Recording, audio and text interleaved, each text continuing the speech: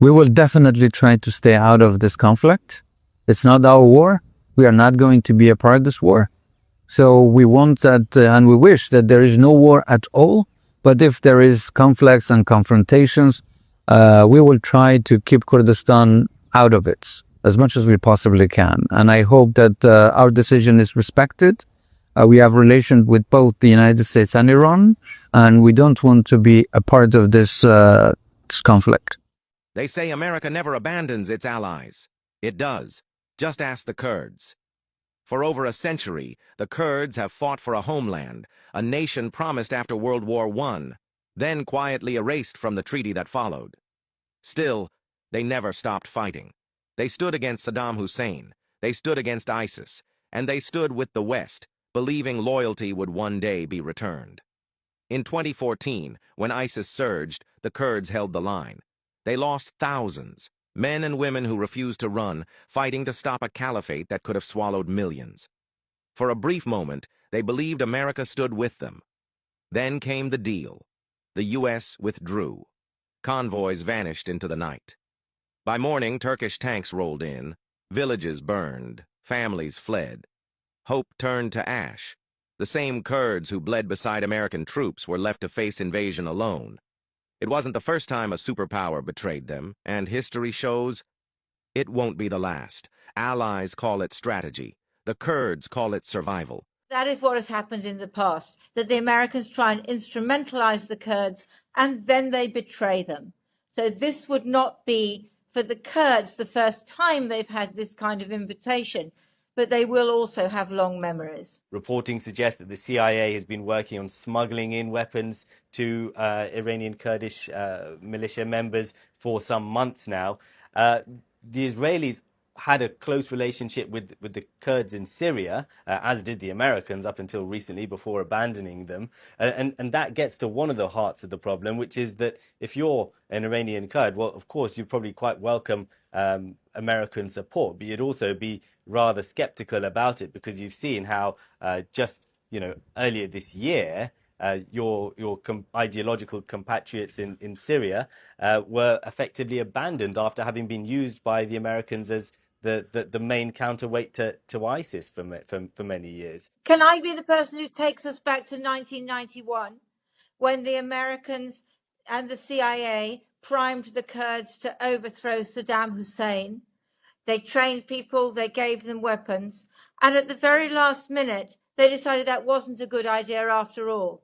And so the CIA people, the Americans, left, and all the Kurds who had cooperated with them were slaughtered by Saddam Hussein. One of the things that the Trump regime falsely leaked yesterday was that the Kurds from Iraq and I guess northern Iran as well were doing an invasion of Iran. And the U.S. was just lying about this. Some of the Kurdish leaders had to immediately respond because they were also being targeted by Iran. And these Kurdish leaders were saying, that's just false. We haven't sent a single Kurdish soldier into Iran at this point, just an entirely false statement by the United States. And what appears to have happened is that the Kurds rejected the United States' demand and coercion to be the boots on the ground and invade Iran. The U.S. and specifically Donald Trump has betrayed the Kurds consistently.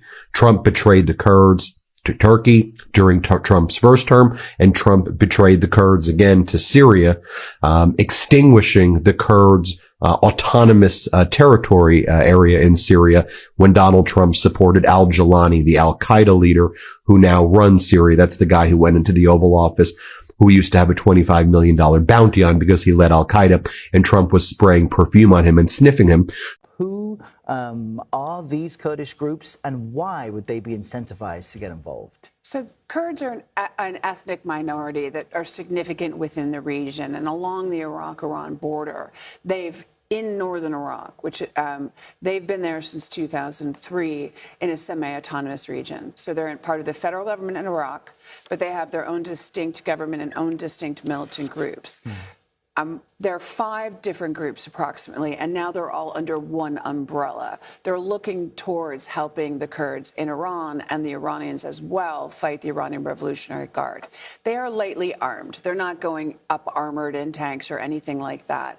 But they also have the vantage point of the mountains looking into Iran, and they also could possibly be used as spotters on the ground to help call in airstrikes. Volatile politics of the Middle East alliance can change overnight, but for the Kurdish people, some memories are impossible to erase. Now, Kurdish leaders are sending a powerful message to Donald Trump. They will not assist him in another conflict. And this message for Kurdish leadership is blunt. We are not gone for hire. As the war between Iran, Israel, and US escalate, the First Lady of Iraq has a message for the Western powers, especially Donald Trump. She is saying, leave the Kurds alone. They are not guns for hire. Now, for those of you who are familiar with antecedents, recent history, you may know what I'm talking about. And for those of you who don't understand what I'm saying, just wait for me. I'll come back for this. Okay? Now, Donald Trump has been saying so many things recently. In one of those days, he said that he would like to be involved in the decision-making process of Iran going forward. Of course now. Anybody who said that before you elect your supreme leader, you must consult me. I must be part of that discussion. What is the person saying? It means going forward, as far as Iran is concerned, I must be part of your decision-making process. I must know everything that is happening in Iran. Now, nobody said anything. Again, he said that the US was not considering anything like ground invasion of Iran, that it was a waste of time. Why? We're done with their navy, we're done with their missiles. There's nothing left. So what are we doing with the ground invasion? But that turned out to be a lie. I'm coming back to that. Okay? And then, just again, I think yesterday, Donald Trump now went on to say that Iran must surrender unconditionally. And I think that was what got the president of Iran, President Khan, upset. He had to reply him, like, are you for real? He said, those that are waiting for Iran to submit or surrender unconditionally will take that dream to their grave. A direct reply. I know Trump hates things like this. Super power. He said they're going to wait. They will take that dream to their grave. That means it is not going to happen. Or what do you think is going to happen? That Iran will surrender to the US unconditionally. US will have to wipe Iran off the surface of the earth if they can. Because Iran will never do that. Never. Now, why did he say that the US was not looking for, an avenue to hit Iran using ground forces? Why did he say it was not even important? Why did he say it was a waste of time? When in the real sense of it, they were looking for an alternative. Yes, because Donald Trump is looking for an alternative. He has come to understand that it is not possible for the US to attack Iran using the ground forces. I know US, they've never really come out by themselves most times to even fight alone. They've never done that. Even this one is US and Israel. In Afghanistan, they involved the Afghans. In Iraq, 1991, they involved the Kurds or the Kurdistans. They didn't fight alone. So, from rumor, reliable sources anyway, US is planning to involve the Kurds in Iraq. And then that prompted the First Lady, her name is Shahnaz Ibrahim Ahmed. She had to come out and then send a message. And then somebody saying, why would the First Lady be the one speaking instead of the President? No, the President is in between Iran and US. People, in fact, Iraq is just like a buffer state. So you don't talk. There are things you don't say. You have to be very careful. If you talk anyhow, you see anyhow. So speaking through his wife still got the same message passed. Like, leave the Kurds alone. Now, his wife is from that ethnic group. All right. There are about 30 to 40 million of the Kurds. And they spread across Turkey, Iraq, Iran, and Syria. In fact, US worked with the Kurds to fight ISIS in Syria. And they were able to build a very good relationship with them. But the problem is this. Every time these guys are used, they are dumped. Last time they helped in fighting an Austin, what's his name, or killing Saddam Hussein, they were left and abandoned alone and exposed. And nobody attended to them. You find them in the northern part of Iraq. And in Iran, they occupy the western part. So strategic. And alarm that the Iranians have been reinforcing their security around that region to ensure that these guys are not used to infiltrate their region. And that their land is not also used as a launch pad against Iran. And from what I made, the research I made, these are the only guys that serve as a concern to the Iranians. Because we have a good number of them in Iran, we have a good number of them in Syria, a good number of them in Turkey, and then Iraq itself. Meaning, if they fail to accept this condition or this request, the US does not stand a chance to invade Iran using ground forces. And if they cannot invade Iran using ground forces, do you think the US stand a chance to end this war? It was supposed to be a weekend thing. Saturday, Sunday, by Monday we're back to work. One weekend is gone. This is the second weekend. And they're still fighting. Do you understand? Now, why am I here? US is looking to use the Kurds, the Kurdistans, the ones that are in Iraq. But then the government or their leaders are saying, no, it's for the first time we found stability. Leave us alone. Iran, leave us alone. US, leave us alone. We are not going to be part of this thing. Nobody should involve the Kurds. If you want to fight, go and fight. You only need us when you have a problem.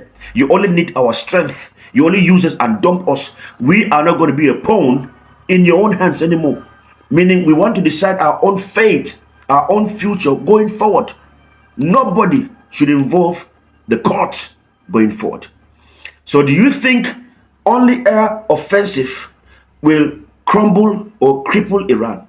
Do you think, how far will the US go by just standing from one side and hitting very far? Is it going to work? But whatever it is, US wants ground invasion. Just that they cannot do it by themselves.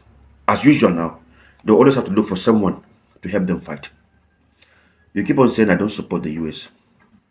That's your business. That is your business. That's your business. For now, this is Beaver Knows. What do you know? Recent statement from Kurdish leaders has made their position clear. Their prime minister has reportedly emphasized that Kurdish people do not want to be dragged into another political conflict tied to another political agenda. According to Kurdish officials, the region has already paid a heavy price in past wars. Thousands of Kurdish fighters sacrificed their lives in battle that reshaped the Middle East.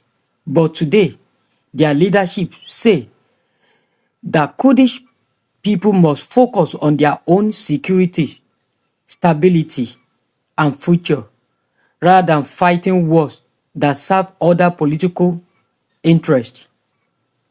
The tension between Kurdish leaders and Donald Trump go back several years. Many Kurdish officials believe that the past US policy decision during Trump's presidency left Kurdish allies exposed to major threats in the region. For Kurdish community who had partnered closely with American forces in the fight against extreme group, the shift in politics felt like a deep betrayal. From their perspective, the Kurdish fighters were once key allies on the battlefield. But when the political winds changed, they felt abandoned. and for many Kurdish leaders, that trust has not been rebuilt. The message from Kurdish political figure has been directed and emotional. Report references comment linked to Iraq First Lady emphasize the same idea. Kurdish people are not mercenaries. They are not to be used as military tools in someone else's conflict. The message directed towards Donald Trump is simple: leave the Kurdish alone. After decades of conflict, displacement, and political uncertainty, Kurdish leaders said their priority now is peace and self-determination. This woman raised an important question about global alliance. When small nations or regional forces fight alongside major world power, what guarantee do they really have? The Kurdish experience show how quickly alliance can shift in international politics. For Kurdish leaders today, the lesson seems clear. Trust must be earned, and once broken, it is very difficult to restore. Kurdish people have long been one of the most resilient groups in the Middle East. They have fought wars, defend their communities, navigate complex alliances with global power, but now their leadership appear determined to change course. No more fighting other people's war. No more being pulled into conflict that does not serve their own future. Their message to the world and to Donald Trump is unmistakable. The Kurdish are choosing independence over political loyalty. And this moment may redefine how alliances in the region are forming in years ahead. Some clips used in this documentary include stitches and commentary video from creator online. Full credit goes to the original creator whose content helped provide context to this discussion. If you believe in conversation that change power and examine global truth, like this video, share with others, and subscribe to Truth Verdict for more documentaries that break down the story shaping our world.